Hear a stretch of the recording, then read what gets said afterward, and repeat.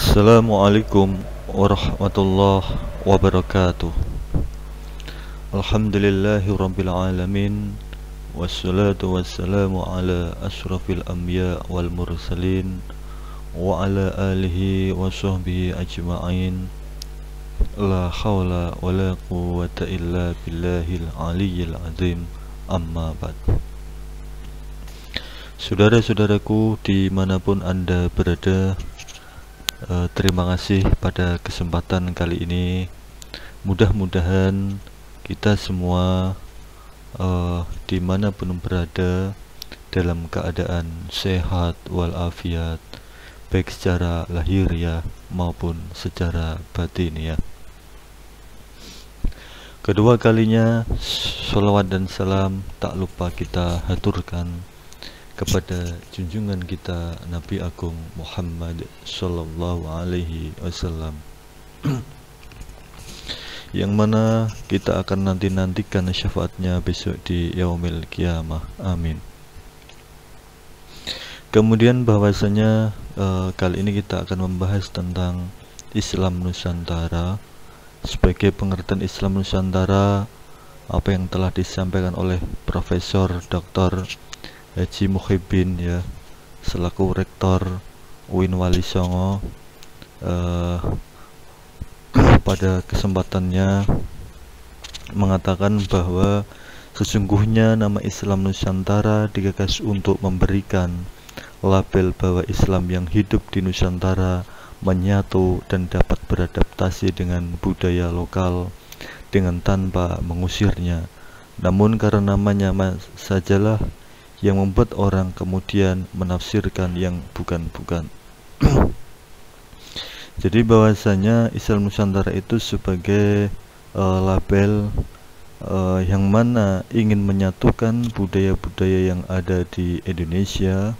Akan tetapi belakangan ini banyak orang yang menafsirkan Islam Nusantara yang bukan seperti yang digagas oleh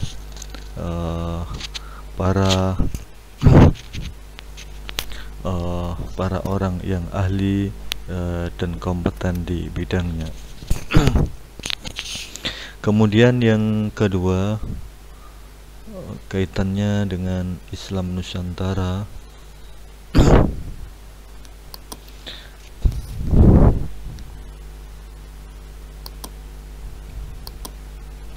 Dalam definisi Islam Nusantara itu adalah model Indonesiaan, suatu wujud empiris yang ada yang dikembangkan di Nusantara setidaknya abad ke-16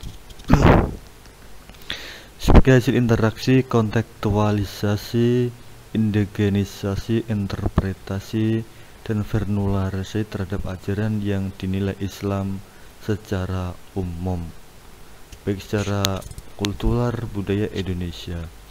Namun istilah Islam Nusantara ini sebagai organisasi yang terbesar berkembang di Indonesia adalah Nahdlatul Ulama pada 2014. Mengatakan bahwa selama ini Islam itu didominasi perspektif ala Arab dan Timur Tengah, seperti itu. Namun belakangan muncullah Islam Nusantara.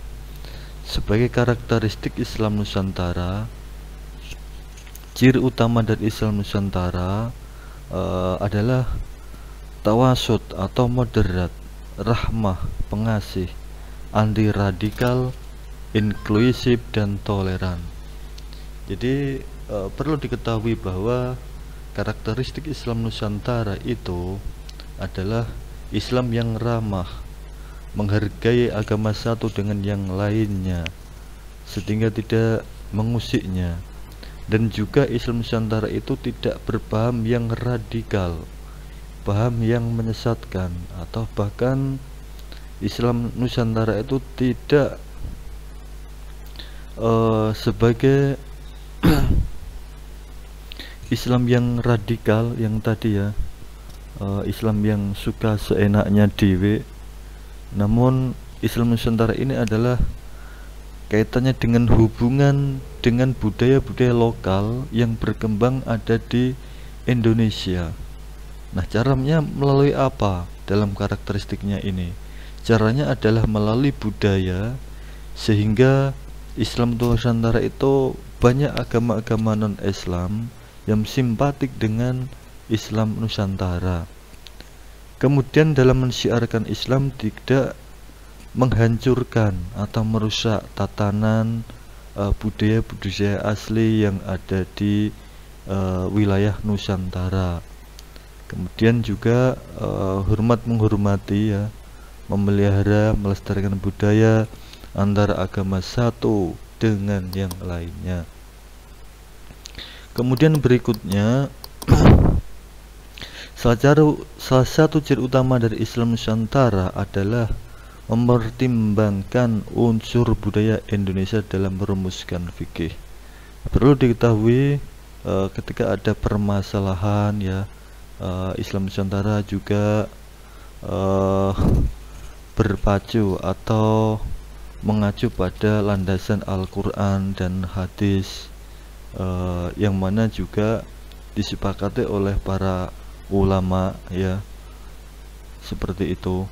Kemudian Islam Nusantara itu terdiri dari dua kata, Islam dan Nusantara, yang berarti agama samawi yang bersumber dari tadi saya sebutkan Al-Quran dan hadis.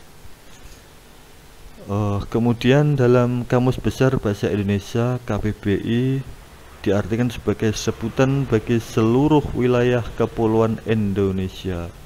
Jadi Indonesia itu kan terdiri beberapa pulau, ya. Ada 350 pulau atau 1500 pulau, ya, yang itu mengacu pada Al-Quran dan hadis, sehingga Islam Nusantara itu, ya, hadir di tanah Indonesia, berkembang oleh Nusantara dengan ciri khasnya adalah tidak merusak tatanan yang sudah ataupun tradisi yang sudah ada di Indonesia. Kemudian Islam Nusantara ini menekankan bahwa lokalitas corak dan budaya setempat yang menghargai dan mengkomodir tradisi dalam kearifan lokal, seperti uruf atau adat kebiasaan, dijadikan sebagai hukum yang berlaku di Islam Nusantara, bahkan di luar pulau, seperti itu. Kemudian selanjutnya, asal Islam Nusantara itu sebagai landasannya ada Al-Quran hadis, sudah saya sebutkan tadi. Kemudian ciri khasnya adalah amaliyah keagamaan. Perbedaan menjadi kewarasan, kewajaran, sunnatullah, dan bahkan suatu rahmat. Jadi Islam Nusantara juga mengatakan perbedaan adalah suatu rahmat yang diberikan oleh Gusti Allah, karena seperti halnya pria wanita, ya, yang bisa disatukan, ya. Islam Nusantara juga demikian. Namun sebagai subjeknya di situ adalah manusia, yang mana berbeda-beda, ya, berbeda-beda adat, suku, ya. Namun adanya Islam Nusantara, mereka tentu adanya satu kesatuan Pancasila, yang mana di situ mengukuhkan perbedaan adalah suatu rahmat, suatu hal yang biasa, seperti itu.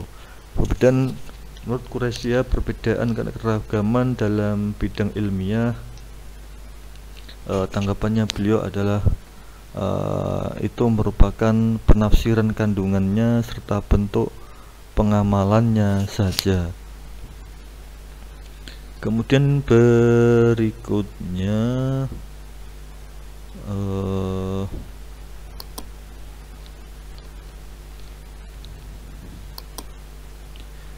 kemudian Islam Nusantara tidak berhenti di situ saja.